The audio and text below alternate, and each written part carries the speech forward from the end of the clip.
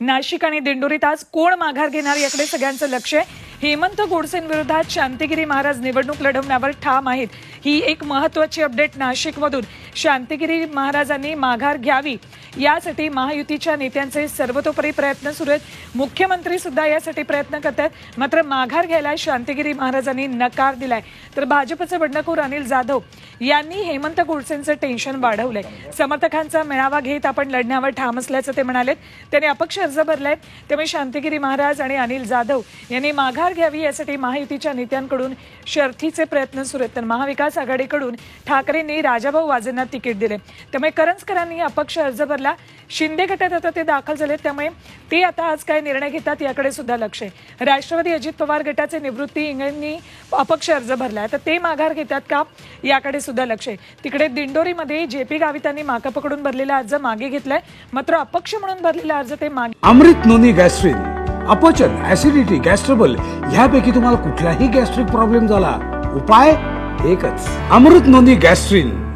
हे घेतील का असा प्रश्न सुद्धा अजूनही कायम आहे। थेट जाऊयात नाशिकमध्ये। आपल्या सोबत आहेत आमचे प्रतिनिधी योगेश खरे। योगेश, विशेषतः नाशिकमध्ये शांतिगिरी महाराज ठाम आहेत आपल्या निर्णयावर, निवडणूक लढवणार असं म्हणतात। त्यामुळे स्वाभाविक आहे गोडसेंचं टेन्शन वाढलंय।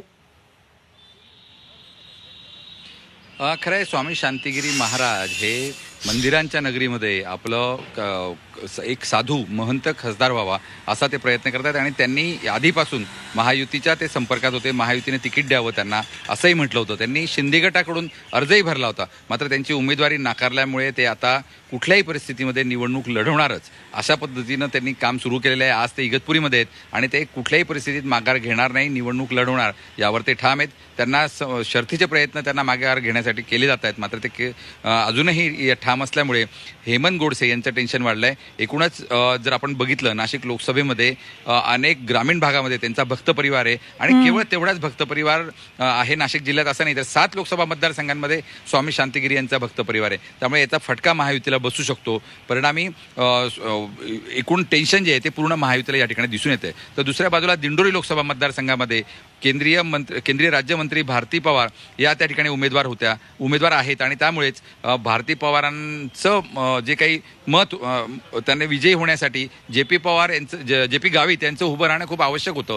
मात्र ते माघार घेत असल्यामुळे आता या ठिकाणी चिन्ह बदललेली आहेत। भारती पवार विरुद्ध भास्कर भगरे असा या ठिकाणी सामना रंगणार आहे। एकूणच भारती पवारांचं टेन्शन जेपी गावित यांच्या माघारीमुळे वाढलंय। फक्त जेपी गावित अजून यावर काही बोललेले नाहीत। माकपने एक प्रेस रिलीज जारी करून उमेदवारी माघार घेत असल्याचं स्पष्ट केलंय। मात्र जेपी गावित मात्र आपलं मौन 2 वाजता सोडणार आहेत। ते नेमकी काय भूमिका घेतात याकडे सर्वांचं लक्ष आहे। अगदी बरोबर। नाशिक आणि दिंडोरीमध्ये आज या महत्त्वाच्या घडामोडी घडणार आहेत। योगेश, यावर लक्ष ठेवून